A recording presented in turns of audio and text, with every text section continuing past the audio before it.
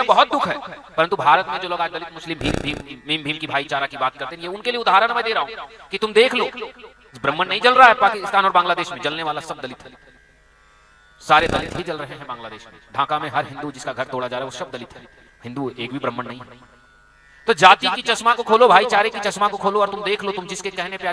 तुम ये सोच करके जा रहे हो जिनके साथ की हमारी लड़ाई ब्राह्मणों से है, इनकी लड़ाई ब्राह्मणों से है, तो जोगेंद्र नाथ मंडल की छोड़ो, एक बार अंबेडकर की पुस्तक भारत पाकिस्तान बंटवारा पढ़ो, उसने स्पष्ट कहा था अपनी जातिगत लड़ाई से ऊपर अगर तुम धर्म के विरोध में उतर रहे हो, अपनी जाति को तुम धर्म से ऊंचा रख रहे हो, द ग्रेट फलाना धर्म लिख रहे हो, तो इसी तरह बीच चौराहे पे जलाओ जाओगे और एक दिन बाकी दुनिया में हम लोग रोएंगे। रोने का नहीं है, ये उस लड़के को जब जलाया गया तो ये भीम वालों के मुंह पर तमाचा होने दिखाइए, देख लो दलित मुस्लिम भाईचारा करने वाले,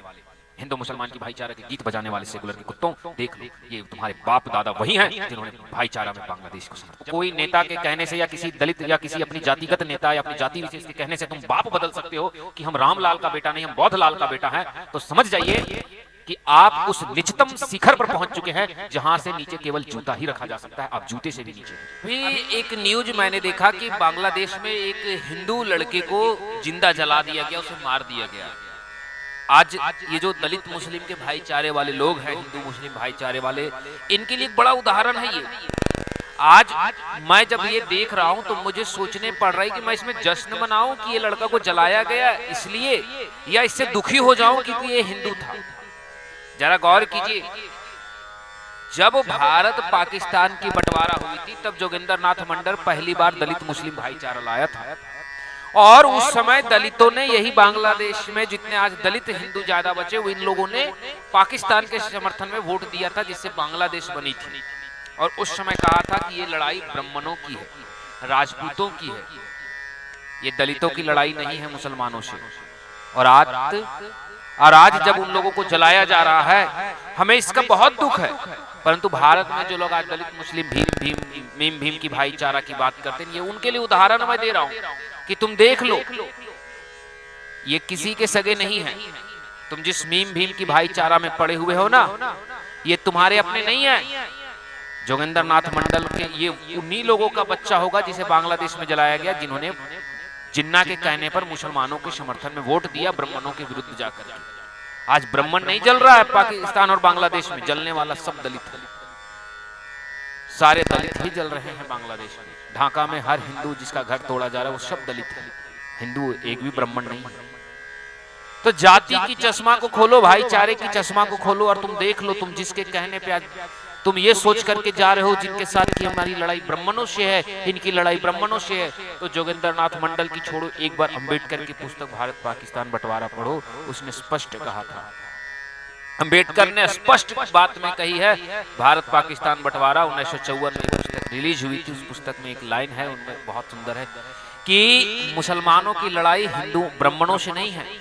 और ना ही उनकी लड़ाई किसी धर्म किसी विशेष कारण से है, उसकी लड़ाई दुनिया के हर इंसान से। और डॉक्टर भीमराव अंबेडकर ने एक बात और कही थी कि मुसलमान कभी किसी के सगे नहीं होते, ये अपनों के अपने नहीं होते, तो तुम्हारे क्या अपने होंगे। उसके बाद भी अगर भीम की भाईचारा और ये भीम आर्मी के नाम पे समर्थन में तुम उतरोगे तो याद रखो जो बांग्लादेश में हुआ है वो बंगाल और बिहार और उत्तर प्रदेश में होगा तुम्हारे साथ, और इसमें ब्राह्मण को कुछ नहीं जाएगा। इस बात को ध्यान रखना, अपनी जातिगत लड़ाई से ऊपर अगर तुम धर्म के विरोध में उतर रहे हो, अपनी जाति को तुम धर्म से ऊंचा रख रहे हो, द ग्रेट फलाना धर्म लिख रहे हो, तो इसी तरह बीच चौराहे पर जलाओ जाओगे और एक दिन बाकी दुनिया में हम लोग रोएंगे। रोने का नहीं है, ये उस लड़के को जब जलाया गया तो ये भीम वालों के मुंह पर तमाचा होने दिखाइए, देख लो दलित मुस्लिम भाईचारा करने वाले,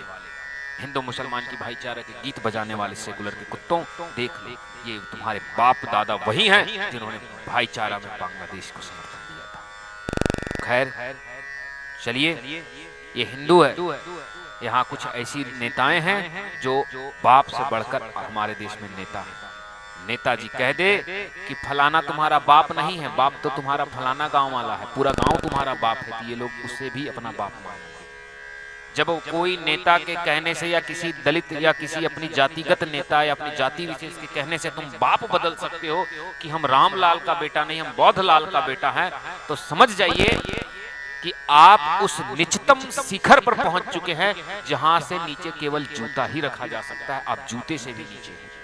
खैर, बाप बदलने की परंपरा वाले लोगों को समझाना भी व्यर्थ है। चलिए आगे की ओर बढ़ते हैं। यह सिर्फ एक चैनल नहीं है, हमारा संकल्प है डिजिटल से धरातल तक जाना। इस चैनल का हर एक सहयोग वृद्धाश्रम, गरीब बच्चों की शिक्षा और समाज सेवा में समर्पित होगा। आइए इस महायज्ञ का हिस्सा बने, जुड़िए दादी माँ फाउंडेशन से।